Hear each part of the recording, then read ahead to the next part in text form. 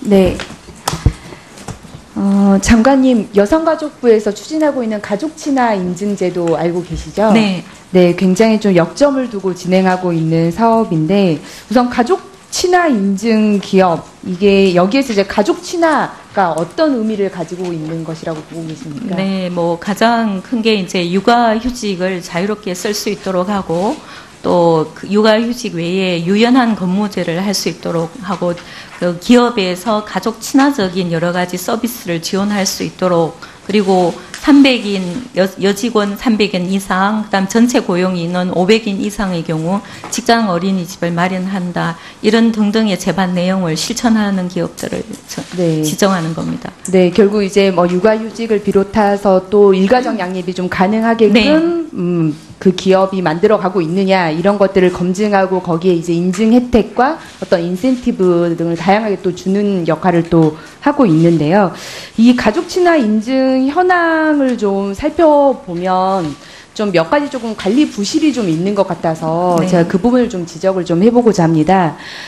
본 의원이 2013년부터 2015년까지 가족 친화 인증을 받은 기업들과 고용노동부에서 최근 3년간 모성보호 위반 사례로 지역 고용노동청 등의 접수된 사업장 명단을 좀 받아봤습니다. 예컨대 모성보호 위반 사업장으로 진정 접수됐다라고 하는 건 임신, 출산, 휴가를 미부여하거나 육아휴직을 미부여해서 그 진정자가 진정을 접수를 의뢰를 한 거죠.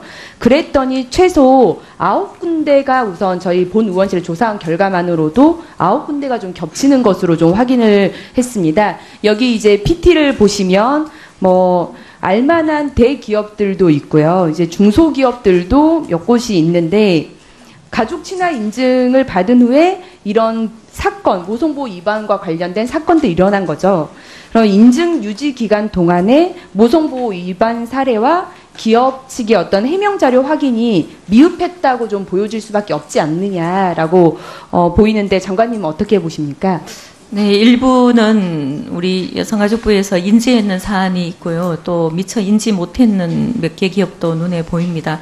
이 부분은 저희가 좀 더 면밀하게 보고 관리에 좀 더 집중을 해야 될 것 같습니다. 네. 예컨대 여기 삼성유리공업이라고 하는 사례를 보면 사건이 2013년도에 일어났는데 인증은 2014년도에 좀 받게 됐습니다. 근데 이제 명백한 위반 사항이 있어서 지금 이제 기소 의견이 좀 달리게 됐는데요. 아시겠지만 육아휴직 중에 해고는 남녀 고용 평등과 일가정 양립 지원에 관한 법률 제19조 제3항을 위반한 것으로 명백한 위반 사항이 있음에도 불구하고 이런 검증 절차가 제대로 좀 이루어지지 않았다라고 볼 수 있고요.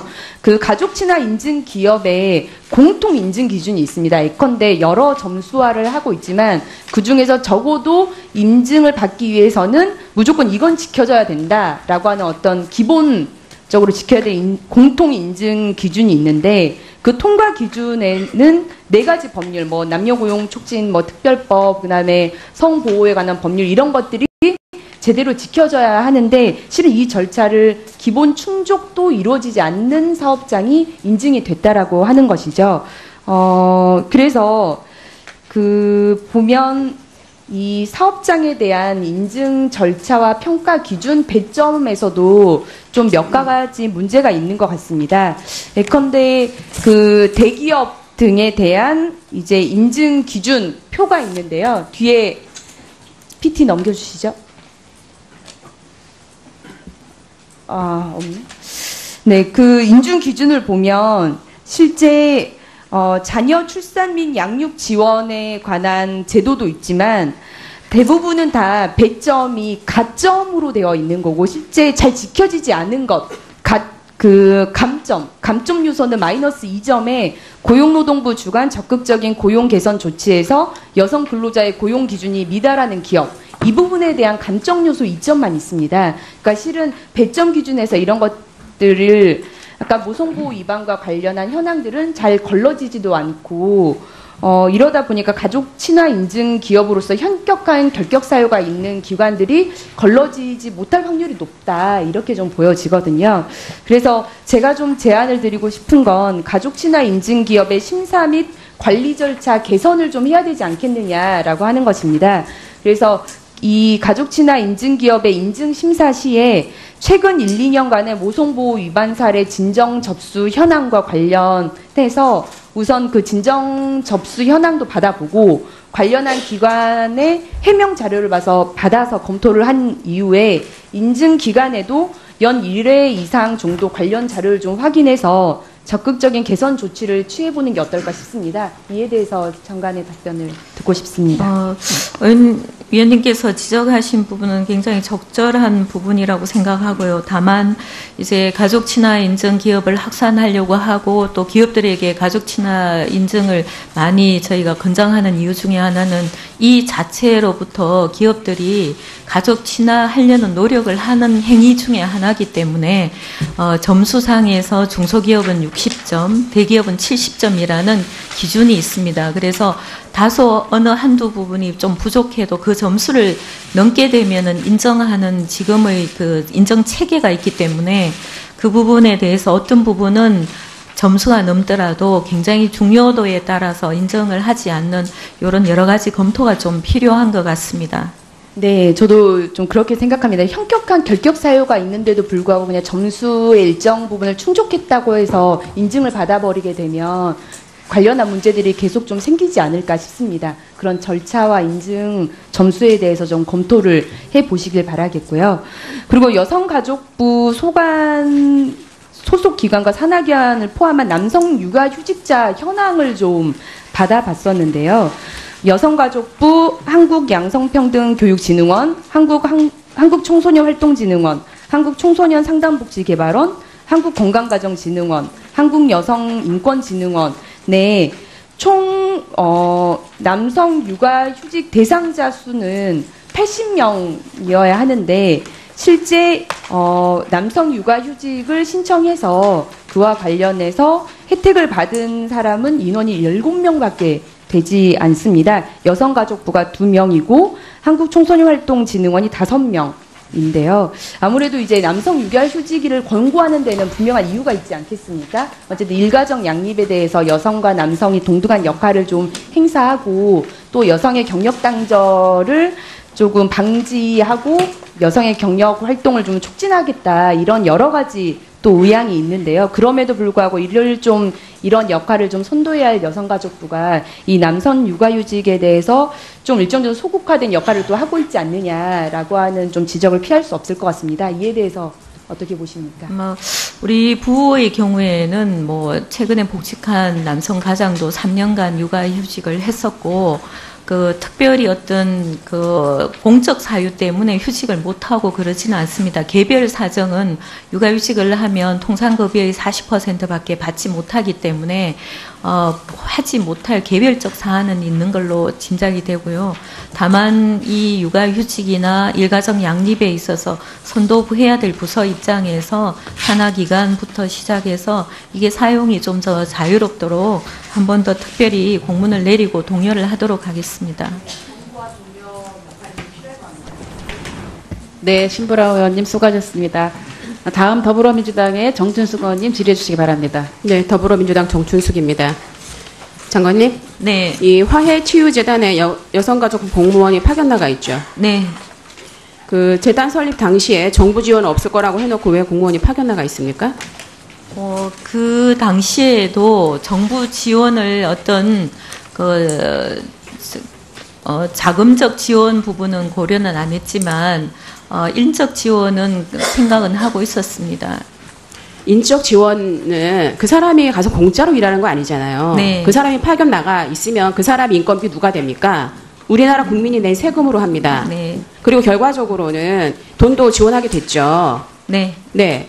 그러니까 결과적으로 뭐냐 하면 정부는 이게 일본이랑 공동으로 책임지는 겁니까 지금? 그 책임 이행 조치는 일본이 하고 우리 여성가족부는 일본군 피해자 지원에 관한 법률이기 때문에 이 피해 할머니들이 종합적으로 특히 장관님, 재단에 관련된 일도 제가 아까 같이 그 박주민 의원의 얘기를 들었는데 답변하는 제가 들었는데요. 일본에서 보낸 돈이 온전하게 피해자에게 가기 위해서다라고 한다면 일본한테 그와 관련된 이 집행과 관련된 비용을 받아야 되는 게 마땅한 거 아닙니까? 왜 우리나라 국민이 내 세금으로 합니까? 그렇게 해서 결과적으로는 일본이 돈을 되게 많이 주는 것처럼 그런 착각을 갖고 오게 하는 거 아니에요? 저는 이렇게 생각합니다. 아니, 많이 장관님의 주기 생각이 중요한 게 아니고요. 결과적으로 우리나라 국민이 낸 세금으로 일본이 낸 돈을 집행을 하는 그런 모든 과정을 해주는 거 아니에요, 지금? 피해자분들이 받아들이실 때 재단에 출연된 돈이 오롯이 본인들 위해서 사용된다는 것과 아니, 그러니까 그 그 얘기가 일부가 그렇다면 일본한테 10억엔을 집행할 수 있는 돈을 더 내라 이렇게 요구하는 게 맞다는 거예요. 어차피 그렇게 되면 그 해석이 또 다른 해석이 될 수 있기 때문에 그러니까는 장관님의 그 생각이 중요한 게 아니고요. 실제로 보세요. 일본이 10억엔을 냈는데 그거를 집행하는 거는 우리나라 돈으로 하는 겁니다. 그렇지 않아요?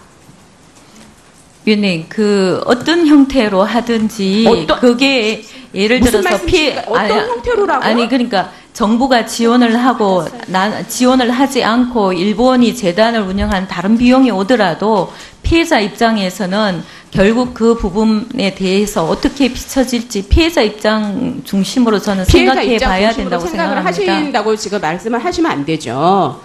피해자들이 동의할 수 없는 내용을 가지고 집행을 하시면서 어떻게 그런 얘기 하십니까? 좋습니다. 피해자분들이 좋습니다. 많이 동의를 다른 하고 할게요. 계십니다. 네. 파견 나간 일시 언제죠? 7월 재단 설립 무렵 나간 걸로 재단 네. 설립 이후에 나간 걸로 알고 있습니다. 재단 설립식이 언제입니까? 7월 28일 경이라고 알고 있습니다. 네, 허가는 7월 25일이고 등기는 8월 10일 날 됐죠. 등기가. 그렇죠? 실제 등기가 된 게 8월 10일입니다. 맞습니까?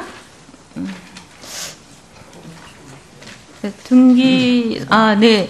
등기가 완료된 거는 8월 10일입니다. 8월 10일이죠. 네. 그러면 설립이 되기도 전에 이 계속 민간단체라고 주장하는 이런 기관에 공무원 파견하는 거 맞습니까? 민간단체이긴 하지만 정부의 일이 아니. 어느 정도 어울려서 있다고 그러면 보는 이 겁니다. 재단의 성격이 뭡니까? 이게 민간단체입니까? 민간단체 아니죠. 맞습니다. 뭐가 민간단체예요? 공무원 파견하고 돈도 여기서 1억 5천. 그 1억 5천이 인건비하고 운영비를 지원됩니다. 그게 무슨 민간단체예요? 기업의 경우에도 우리가 국가와 그 기업하고의 됐습니다. 협력을 위해서 네, 좋습니다. 그러면 파견하는 경우도 많이 이 공무원 있습니다. 파견하실 때 공무원 임용령 제11조 제2당 7호에 따른 것인데 그러면은 3항에 따라서 반드시 인사혁신처장하고 협의를 해야 돼요. 협의하셨습니까? 그 공무원 임용령의 규정에 따라서 처리를 했다고 생각합니다. 인사혁신처에 협의 안 하셨죠? 그 부분은 별도로 한번 살펴보겠습니다. 살펴볼 거 아니고요. 이거는 우리 부의 공무원이 다른 동네에 파견을 나가면 그것도 심지어 민간단체에 파견을 나가면 반드시 인사혁신처하고 협의하셔야 됩니다. 협의 안 하셨죠? 파견 기간이 1년 미만일 경우에는 1년인데 무슨 1년 미만이에요? 1년까지는 인사혁신처하고 별도 협의 없어도 가능한 걸로 알고 있습니다. 1년이니까 안 된다. 예. 안 해도 된다. 예. 자료 제출하세요. 자료 주십시오. 그 사람이 어떤 절차와 과정을 겪어서 파견됐는지 자료 제출해 주세요. 네, 알겠습니다. 네. 그리고 장관님 그 여성가족부가 지난 8월 30일 날 이 화해치유재단에 1억 5천만 원 국고보조금 지급한 사실 있죠? 네. 네. 재단이 예산 신청할 때 구체적인 사업 예산 항목이 있었습니까? 인건비나 운영비 등으로 지급한 형태로 결정이 난 걸로 알고 있습니다. 구체적인 내용 갖고 계세요? 아주 구체적인 건 없지만 인건비, 운영비 이렇게 항목이 정리가 된 걸로 알고 있습니다. 그러세요? 자료 주십시오. 그렇게 되어 있는지. 지금 화해치유재단이 신청한 자료표를 보면은요, 일본군 위안부 피해자의 명예와 존엄의 회복 및 마음의 상처 치유를 위한 사업을 실시한다라고 매우 추상적으로 되어 있고 구체적인 예산 항목이 없습니다. 있으면 주세요. 있으면 주시고요. 제가 알고 있기로는 재단에 들어가는 세부 내용에 대해서 인건비나 운영비로 정리되어서 그렇게 교부한 걸로 알고 있습니다. 제 얘기는 이 재단이 여가부에 보조금을 신청을 할 때 신청한 서류를 말하는 겁니다. 제가. 그거는 제가 한번 살펴보겠습니다. 네. 그래서 이게 구체적인 예산이 없다고 한다면 그러니까 자료를 일단 주시고요. 이 보조금 관리법의 법률에 의한 여러 가지 구체적인 내용이 써 있어야 됩니다. 그 신청서에. 그런데 그 재단이 신청한 서류에는 저희가 확인한 바로는 구체적인 내용이 없어요. 있다고 하시니까 자료 주시고요. 결과적으로는 이 신청서는 엉터리다 이런 얘기입니다. 보조금을 어떻게 어떤 식으로 어떤 신청서에 의해서 어떤 항목으로 주셨는지 자료 주십시오. 이거는 굉장히 중요한 문제고요. 사실 확인에 따라서 아주 구체적인 대한 어떤 그 법률적인 책임을 물을 겁니다. 일단 제가 알고 있기로는 그 하해 치유 아니, 그러니까 재단의 일들에 대해서 아니, 그러니까 장관님, 지원하는 형태로 그러니까 장관님 준다, 그게 이렇게 아니라 되어 있습니다. 일단은 화해치유재단에서 여성가족부에 보조금을 신청한 자료를 절 주시고 그래서 뭐라고 써 있는지 확인해야 되고 그 다음에 그것에 따라서 어떤 항목으로 지원했는지 확인을 해야 되겠습니다. 이 보조금 그러니까 이 보조금이 어떤 식으로 지금 집행이 되고 있는지 확인이 돼야 돼요. 그러니까 두 가지 제가 요청드렸으니까 자료를 확인을 해보고요. 그 다음에 더 질의하죠. 자료를 많이 주세요. 자료가 오는 대로 다시 보도록 네. 하고 말씀.